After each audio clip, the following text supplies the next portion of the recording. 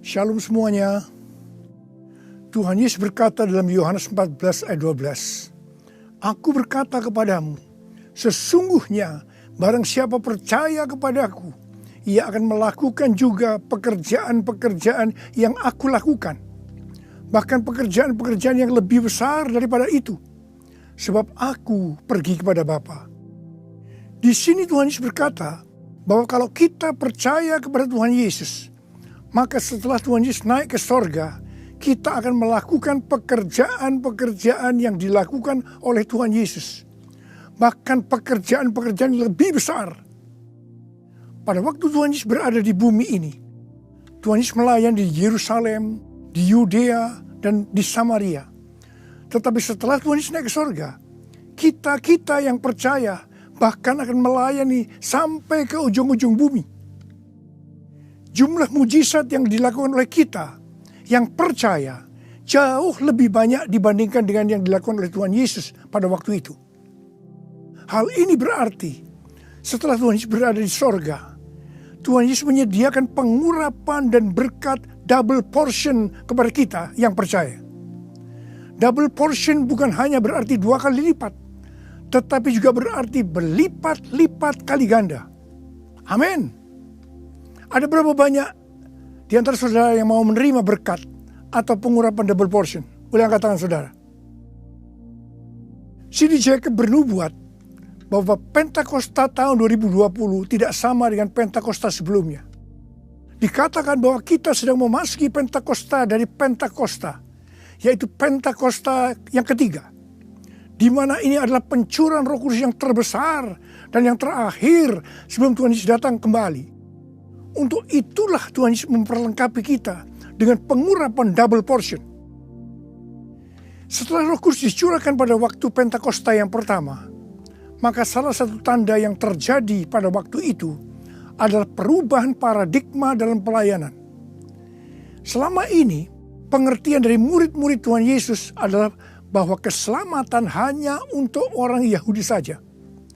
Tetapi dengan adanya peristiwa Cornelius yang bukan orang Yahudi bertobat, dipenuhi dengan Roh Kudus, berbahasa roh, dan menerima baptisan air, maka dengan perdebatan yang cukup panjang, akhirnya dengan kesaksian Petrus, para rasul dan seluruh orang percaya di Yudea dapat menerima bahwa keselamatan bukan hanya untuk orang Yahudi saja, tetapi untuk semua bangsa, termasuk bangsa Indonesia.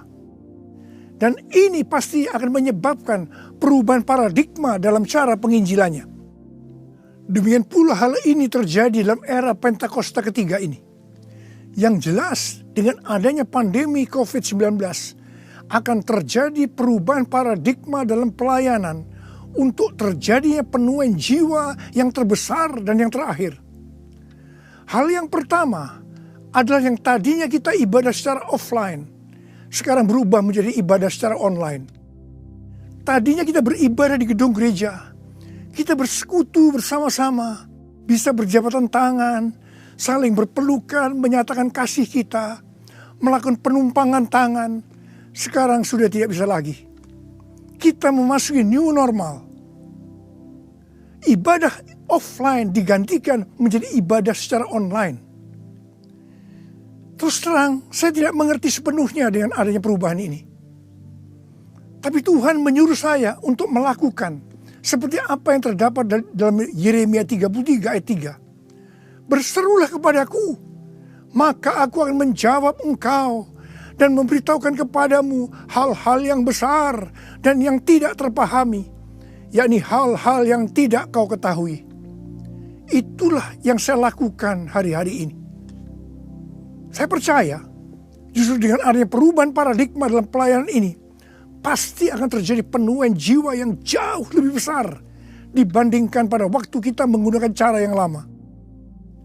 Hal yang kedua, untuk terjadinya penuaian jiwa yang terbesar dan yang terakhir, Tuhan berkata akan terjadi kebangkitan generasi muda. Russell Evans, gembala sidang dari Planet Shaker, Melbourne, pada tahun 2017 mendapat penglihatan tentang Indonesia. Bahwa Roh Kudus sedang dicurahkan luar biasa di Indonesia. Dia melihat jutaan anak-anak muda dipenuhi dengan Roh Kudus. Mereka cinta mati-matian kepada Tuhan Yesus. Tidak kompromi terhadap dosa. Dan akan memenangkan banyak jiwa. Generasi anak muda ini kita sebutkan di generasi Yeremia. Awal Januari tahun 2020. Para aras nasional dan para pemimpin Kristen berkumpul untuk membicarakan langkah konkret yang akan dilakukan sebagai respon terhadap komitmen para pemimpin Kristen sedunia di Swiss tahun 2017 tentang misi yang akan dikerjakan bersama-sama, di mana hal ini juga diresponi oleh Indonesia di Brastagi, Sumatera Utara pada tahun 2018. Dengan perkataan lain, ini membicarakan tentang langkah konkret yang akan dilakukan oleh seluruh gereja untuk menyelesaikan amanat agung Tuhan Yesus. Hasil dari pertemuan para pemimpin Kristen awal Januari 2020 itu, bahwa apa yang akan dilakukan ke depan untuk menyelesaikan amanat agung Tuhan Yesus akan menunggu sepulangnya saya dari pelayanan di Brasil. Di Brasil, saya melayani KKR untuk generasi muda yang berusia rata-rata sekitar 24 tahun. Yang diadakan di 3 stadion besar. Jumlah yang hadir sekitar 180.000 orang. Waktu saya bertemu dengan para pemimpin di Brasil, kami sama-sama mendapatkan pengertian bahwa kegerakan orang-orang muda dunia akan dimotori oleh 2 bangsa, yaitu Indonesia dan Brasil. Katakan amin. Sepulang dari Brasil, ada 2 hal yang didapatkan. Yang pertama, gerakan untuk menyelesaikan amanat agung Tuhan Yesus akan dimotori oleh generasi muda. Yang kedua, kita disuruh berpuasa dari tanggal 1 Maret sampai dengan 9 April selama 40 hari. Dan dilanjutkan sampai dengan 30 Mei. Jadi total kita berpuasa 91 hari. Setelah 1 hari kita berpuasa, tepatnya tanggal 2 Maret 2020, Presiden Jokowi mengumumkan bahwa COVID-19 masuk ke Indonesia. Mulai saat itu kita merasakan bagaimana Tuhan memproses gerejanya. Kita dibersihkan, dimurnikan, ditata ulang oleh Tuhan. Kita memasuki new normal, dimensi yang baru, paradigma yang baru dalam pelayanan. Semua ini untuk mempersiapkan penuaian jiwa yang terbesar dan yang terakhir sebelum Tuhan Yesus datang kembali. Pada suatu hari ketika saya sedang membaca 1 Raja-Raja 20 ayat 13 sampai dengan 22. Tiba-tiba saya menerima WhatsApp dari Bapak Peter Faraknimela. Saya diminta untuk membagikan apa yang ada di dalam hati saya untuk generasi Yeremia pada acara live streaming Generasiku Bangkit yang kedua dengan tema Finishing a Great Commission pada tanggal 26 Juni 2020. Terus terang saya kaget, surprise. Sebab kalau kita membaca ayat-ayat dari 1 Raja-Raja ayat 20 ayat 13 sampai dengan 22 itu menceritakan tentang seorang nabi yang datang kepada Ahab, Raja Israel, untuk menyampaikan pesan Tuhan bahwa Tuhan akan menyerahkan musuh mereka, yakni orang-orang Aram yang sedang mengepung Samaria. Ahab bertanya, siapa yang akan membantu untuk melawan musuh yang begitu besar itu? Nabi itu menjawab, orang-orang muda, pengiring kepala-kepala daerah yang jumlahnya hanya 232 dari 7.000 orang Israel. Orang-orang muda ini yang akan menyerang lebih dulu. Orang-orang muda yang jumlahnya 232 ini yang diikuti oleh para prajurit menghancurkan orang-orang Aram. Pada saat itu Tuhan berbicara kepada saya bahwa untuk ke depan ini generasi Yeremia yang harus memimpin peperangan rohani untuk penuaian jiwa yang terbesar dan yang terakhir. Ini merupakan suatu paradigma baru dalam pelayanan.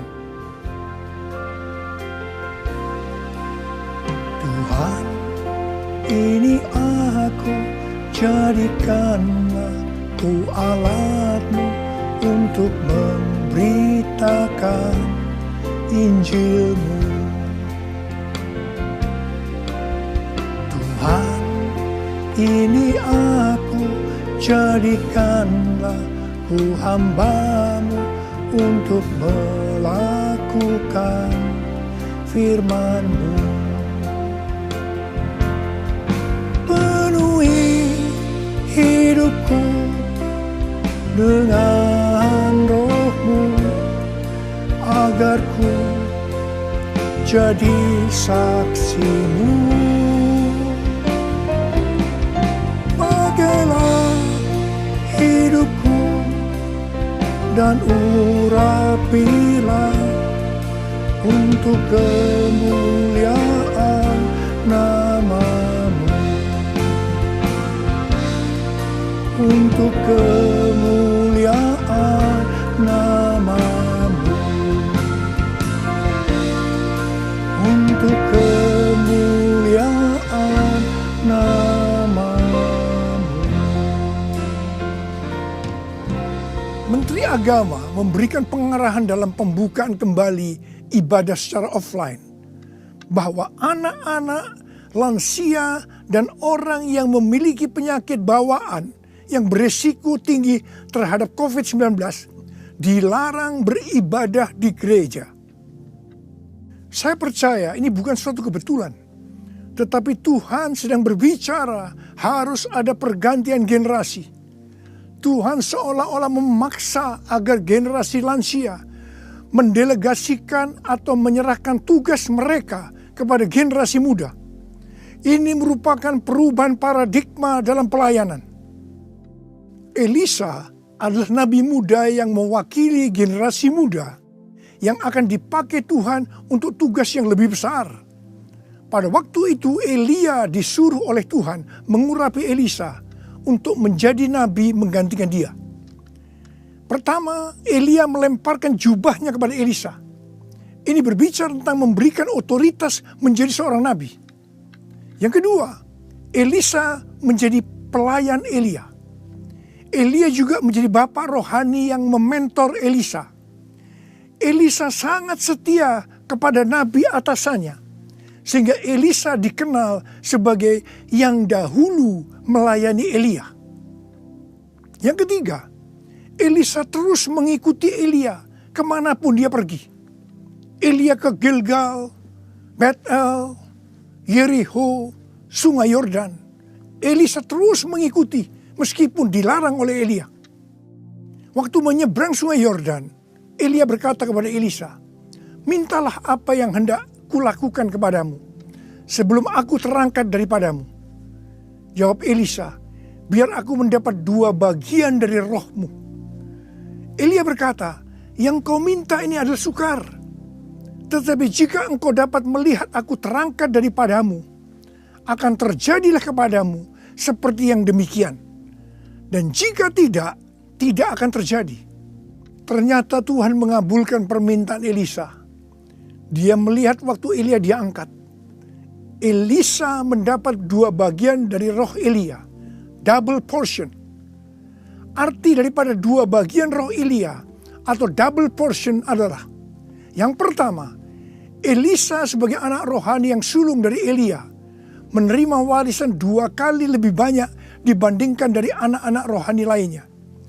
Elisa mohon kepada ayah rohaninya untuk memberikan wibawa seorang nabi yang lebih besar kepadanya, supaya Elisa bisa melanjutkan pelayanan Elia. Yang kedua, dalam hal mujizat, Elia melakukan mujizat sebanyak 7 kali. Sedangkan Elisa melakukan 14 kali, di mana 1 kali setelah Elisa meninggal, tulang-tulangnya bisa membangkitkan orang yang mati. Peranan Elisa sebagai nabi terhadap raja-raja Israel lebih banyak dibandingkan Elia. Elia sebagai nabi pada zaman Raja Ahab saja. Sedangkan Elisa sebagai nabi dalam zaman Raja Yoram, Yehu, Yoahas, Yoas. Jadi, untuk mendapatkan pengurapan atau berkat double portion, Elisa melakukan hal-hal sebagai berikut. Yang pertama, Elisa menerima jubah Elia, yang artinya mendapatkan otoritas untuk pelayanannya sebagai nabi. Yang kedua, Elisa setia kepada bapak rohaninya. Yang ketiga, Elisa pergi ke Gilgal. Gilgal adalah tempat di seberang sungai Yordan, di mana laki-laki yang belum disunat, mereka disunat di sini. Disunat berbicara tentang lepas dari keinginan daging dan hidup dipimpin oleh Roh Kudus. Keinginan daging adalah maut, tetapi keinginan roh adalah hidup dan damai sejahtera. Roma 8 ayat 6. Sebab jika kamu hidup menurut daging, kamu akan mati. Tetapi jika oleh roh kamu mematikan perbuatan-perbuatan tubuhmu, kamu akan hidup. Roma 8 ayat 13. Yang keempat, Elisa pergi ke Betel. Betel adalah tempat perjumpaan Yakub dengan Tuhan secara pribadi. Kita harus menjaga agar setiap waktu hidup kita senantiasa dipenuhi oleh hadirat-Nya, sehingga kita selalu mengalami perjumpaan dengan Tuhan secara pribadi. Yang kelima, Elisa pergi ke Yeriho. Yeriho adalah kota pertama di tanah perjanjian yang diberikan oleh Tuhan kepada bangsa Israel untuk direbut. Tembok Yeriho roboh setelah sangkakala ditiup dan orang Israel bersorak-sorai. Ini berbicara tentang kuasa dari pujian dan penyembahan. Tuhan menciptakan manusia agar manusia memuji dan menyembah Tuhan. Dalam masa pandemi COVID-19 ini, kita harus banyak memuji dan menyembah Tuhan. Meskipun ini tidak mudah, karena kita melihat keadaan-keadaan yang terjadi saat ini. Kita harus melakukan seperti apa yang Daud lakukan dalam Mazmur 103 ayat 1 dan 2. Di mana Daud berkata, "Pujilah Tuhan, hai jiwaku. Pujilah namanya yang kudus, hai segenap batinku. Pujilah Tuhan, hai jiwaku. Dan janganlah lupakan segala kebaikannya." Memang kita kadang-kadang harus memaksa jiwa kita untuk memuji Tuhan dengan selalu mengingat kebaikan Tuhan. Mungkin ada di antara saudara yang mengalami ketakutan, kebingungan, depresi, terdampak krisis ekonomi, sakit karena COVID-19. Mari kita selalu mengingat kebaikan Tuhan. Saya mau katakan sesuatu kepada saudara. Apapun yang terjadi dalam hidup saudara, apapun yang masalah saudara hadapi, saudara harus tahu satu hal, bahwa Tuhan Yesus itu baik. Dia sangat-sangat mengasihi saudara. Mengucap syukurlah dalam segala hal, enak maupun tidak enak.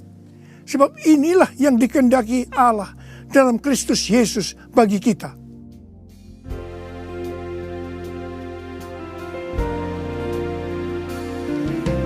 Bapa, Engkau baik. Bapa, Engkau baik. Kau selalu baik kepadaku. Apa ku cinta Kau. Aku memujimu. Aku menyembahmu. Ku nyanyi haleluya.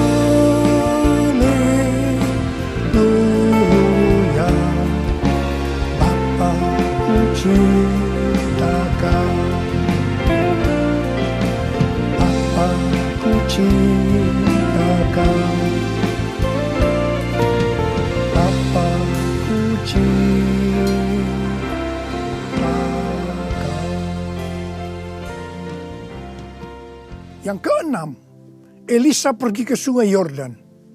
Sungai Yordan adalah tempat di mana mujizat dialami oleh Naaman yang sembuh dari penyakit kustanya. Kunci kesembuhannya adalah kerendahan hati, yaitu dengan bersedia membenamkan diri 7 kali dalam sungai Yordan. Sungai Yordan adalah tempat di mana Tuhan Yesus dibaptis. Roh Kudus dalam bentuk burung merpati turun atas Tuhan Yesus. Terdengar suara dari sorga, "Inilah anakku yang kukasihi, kepadanya lah aku berkenan." Sungai Yordan adalah tempat di mana kemuliaan Tuhan dinyatakan. Sungai Yordan menjadi kering ketika kaki para imam yang mengangkat tabut Allah masuk ke dalam air. Kemuliaan Tuhan ini terjadi karena mereka percaya dan melakukan kehendak Tuhan meskipun tidak masuk akal. Sekali lagi, saya mau bertanya kepada saudara, ada berapa banyak yang mau menerima pengurapan dan berkat double portion? Angkat tangan saudara. Ada 8 hal yang harus kita lakukan kalau mau mendapatkan pengurapan atau berkat double portion. Yang pertama, menerima tugas yang diberikan oleh Tuhan dengan sukacita. Yang kedua, setia kepada atasan kita, pembimbing rohani kita, bapak rohani kita. Yang ketiga, melepaskan keinginan daging dan hidup dipimpin oleh Roh Kudus. Yang keempat, usahakanlah setiap waktu kita dipenuhi dengan hadirat-Nya, agar kita senantiasa mengalami perjumpaan dengan Tuhan secara pribadi. Yang kelima, dalam segala situasi kita harus banyak berdoa, memuji dan menyembah Tuhan. Yang keenam, hidup dengan kerendahan hati. Yang ketujuh, hidup menjadi orang yang dikasihi dan berkenan kepada Tuhan. Yang kedelapan, percaya akan segala perintah Tuhan meskipun tidak masuk akal. Saya mau berdoa agar saudara mendapatkan pengurapan dan berkat double portion. Mari angkat tangan saudara dan nyanyikan nyanyian ini bersama saya.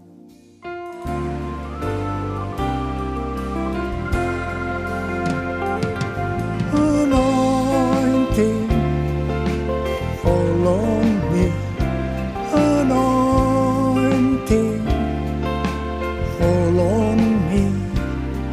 Let the power of the Holy Spirit fall on me. Anointing, fall on me. Anointing, fall on me. Anointing, fall on me. Let the power of the Holy Spirit fall on me. Anointing, fall on me. Anointing, fall on me. Anointing, fall on me. Angkat tangan saudara. Angkat tangan saudara. Mari kita angkat tangan saudara. Urala bala bala bala bala bala bala. Urala bala bala bala. Uria berbahasa roh. Berbahasa roh. Urala bala bala bala bala bala. Urala bala bala bala bala bala bala bala. Ora bala bala. Tuhan curahkan pengurapan-Mu. Pengurapan double portion. Pengurapan double portion. Berkat double portion. Terima, terima, terima, terima, terima, terima. Urala basikala bala. Terima, terima, terima. Urala bala bala bala bala bala bala bala bala bala. Pakai anak-anak-Mu Tuhan menjadi alat-Mu Tuhan.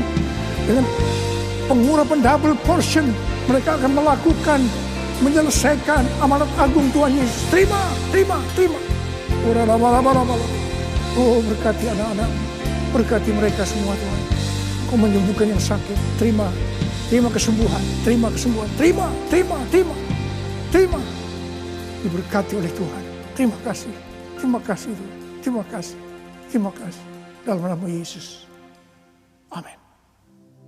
Mari saudara-saudara, kita akan masuk dalam perjamuan kudus. Kita akan mengingat ayat ini. Sebab setiap kali kamu makan roti ini dan minum cawan ini, kamu memberitakan kematian Tuhan sampai Ia datang. Perjamuan kudus adalah perjamuan Tuhan Yesus sendiri. Setiap kali kita masuk dalam perjamuan kudus, Tuhan Yesus selalu berkata, biarlah ini menjadi peringatan akan aku. Karena itu mari arahkan hati saudara kepada kebaikan Tuhan. Kita akan mengingat kebaikan Tuhan. Mari kita tundukkan kepala. Tuhan, siapakah kami sebelum kami mengenal Engkau? Kami semua orang berdosa, Upah dosa adalah maut, mati. Tapi Engkau yang tidak berdosa telah dijadikan dosa oleh karena kami semua. Engkau harus turun dari sorga mulia, menjelma menjadi manusia, mati ganti kami dengan penderitaan yang luar biasa. Sungguh kalau kami pikirkan Tuhan betapa baiknya Engkau itu. Engkau jadikan kami sebagai anak-anak-Mu. Engkau berkati, Engkau tuntun, Engkau bela, Engkau lindungi, Engkau tegur kalau kami salah. Engkau mengurapi kami, Engkau sembuhkan kami ya Tuhan. Itu Engkau ya Aba. Itu Engkau ya Aba. Tuhan akan memberkati saudara melalui perjamuan kudus. Tapi Tuhan mau kita makan dan minum dengan cara yang benar. Oleh karena itu masing-masing introspeksi. Sudah masing-masing berdoa. Lihat keadaan dirimu masing-masing. Jangan menyimpan dosa. Kalau ada dosa yang selama ini belum diselesaikan dengan Tuhan, dan Tuhan ingatkan saat ini, langsung minta ampun. Minta ampun. Minta ampun. Ampuni saya Tuhan. Ampuni Tuhan. Ampuni ya Tuhan. Tuhan ampuni anak-anak-Mu. Ampuni mereka ya Tuhan. Ampuni. Layakkan kami untuk masuk dalam perjamuan kudus. Terima kasih Bapa. Kami akan masuk dalam perjamuan kudus dengan hati yang penuh ucapan syukur. Dalam nama Yesus yang berdoa. Amin. Sekarang mari angkat roti di tangan kanan saudara tinggi-tinggi. Sebab apa yang telah kuteruskan kepadamu telah aku terima dari Tuhan. Yaitu bahwa Tuhan Yesus pada malam waktu ia diserahkan mengambil roti. Dan sesudah itu ia mengucap syukur atasnya. Dia memecah-mecahkannya dan berkata, inilah tubuhku yang diserahkan bagi kamu. Perbuatlah ini menjadi peringatan akan aku. Sudah dikasih Tuhan. Bukankah roti yang kita pecah-pecahkan ini adalah persekutuan kita dengan tubuh Kristus? Mari kita makan dalam nama Yesus.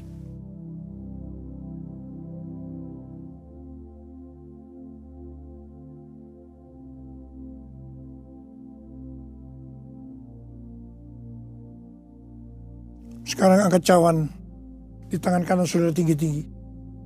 Demikian juga ia mengambil cawan sesudah makan lalu berkata, cawan ini adalah perjanjian baru yang dibenterkan oleh darahku.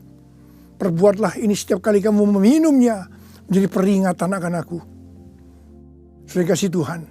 Bukankah cawan pengucapan syukur yang atas kita ucapkan syukur adalah persekutuan kita dengan darah Yesus? Mari kita minum dalam nama Yesus.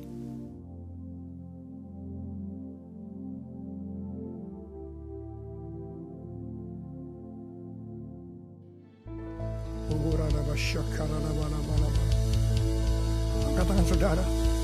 Mari ucapkan syukur dengan suara. Jangan diam. Terima kasih ya Tuhan.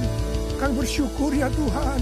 Kami bersyukur ya Tuhan. Terima kasih ya Tuhan. Terima kasih. Terima kasih ya Tuhan. Terima kasih buat kebaikan Tuhan. Terima kasih buat kebaikan Tuhan. Terima kasih ya Tuhan. Terima kasih. Terima kasih. Terima kasih. Terima kasih ya Tuhan. Terima kasih.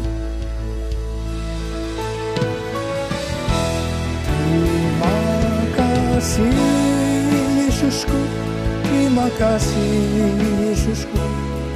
Puji syukur hanya bagi Tuhanku.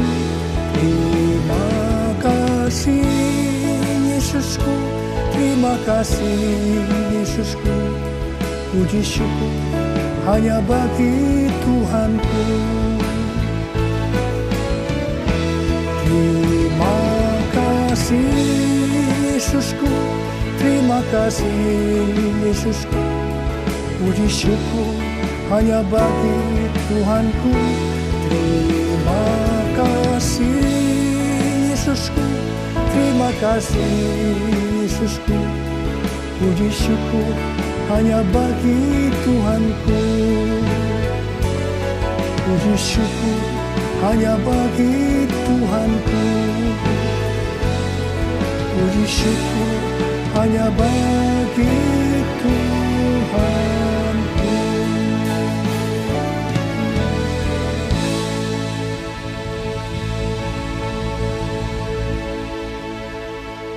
Pulanglah dengan berkat Tuhan. Kasih karunia berlimpah-limpah daripada Allah Bapa dalam Anak yang tunggal, Yesus Kristus. Persekutuan yang manis dengan Roh Kudus menyertai saudara sekalian mulai hari ini sampai Tuhan Yesus datang menjemput kita di awan-awan, dan bahkan sampai selama-lamanya. Yang percaya bersama-sama katakan, amin.